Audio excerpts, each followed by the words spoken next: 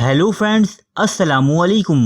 Rwanda बर्रे आज़म Africa के बीचों बीच बसा एक गरीब तरीन मुल्क, जहां गुर्बत और जहालत दोनों ही वाफिर मिकदार में पाए जाते हैं। यहाँ के लोगों का गुजर बसर सिर्फ और सिर्फ ज़राअत पर है। इसके अलावा यहाँ कोई खास सनत या मदनियात नहीं पाई जाती। आज से 20 साल पहले यहाँ एक गरीब और बे औलाद जोड़ा अपनी जिंदगी के शब रोज गुजार रहा था। इन दोनों के वक्फे वक्फे से 5 बच्चे पैदा हुए और ये पांचों ही मर गए।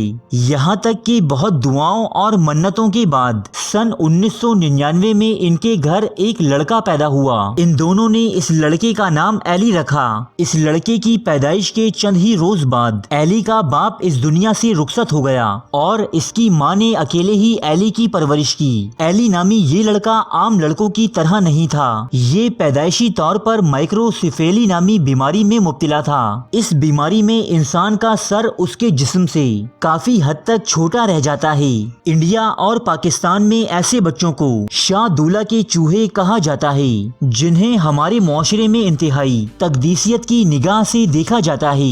न सिर्फ उनका अदबो एहतराम किया जाता है, बल्कि मुख्तलिफ मज़ारात पर उनसे दुआएं भी करवाई जाती हैं। लेकिन बर्रे आज़म अफ्रीका के मुल्क रवांडा में ऐसा बिल्कुल नहीं। यहाँ बसने वाले लोगों ने जब इस अजीबुल खलकत बच्चे को देखा तो उन्होंने इसे एक शैतानी मखलूक से तशबीह दी और इसकी माँ को एक जादूगरनी या डायन करार दिया। तभी से इन लोगों की जिंदगी एक अजियतनाक जहन्नुम का सा रूप इख्तियार कर गई। रवांडा के इस गाँव में इन दोनों माँ बेटों का मुआशी बाइकआउट कर दिया गया। न तो एली और इसकी माँ को कोई खाने के 2 निवाले देता और न ही कोई नौकरी, बल्कि इसके गांव के शरीर लड़के एली को बंदर या बनमानस कहकर चिढ़ाते, उसे पत्थरों से मारते।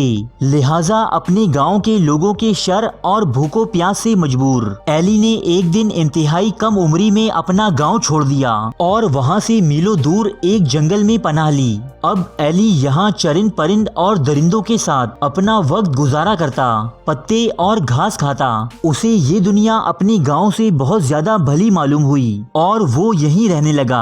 इसकी माँ, जो अपने बेटे की तबीयत से वाकिफ थी, वो इसे ढूंढती हुई जंगल तक जा पहुंची, जहां उसे इसका बेटा जंगली जानवरों के साथ अपनी जिंदगी गुजारता हुआ मिला। ये अपने बेटे को महफूज और सेहतमंद देखकर काफी खुश थी। लिहाजा उसने अपने बेटे को यहाँ रहने और जंगली आबो हवा में जिंदगी गुजारने की इजाजत दे दी। लेकिन एली नाम का ये लड़का अपनी माँ से मिलने हर रोज मीलों का सफर तय करके जंगल से गांव जाता है और अपनी माँ को एक झलक देखने के बाद वापस अफ्रीका के जंगलों में गुम हो जाता है। ये लड़का सिर्फ अपनी माँ से मिलने के लिए हर हफ्ते 230 किलोमीटर का सफर पैदल तय करता है।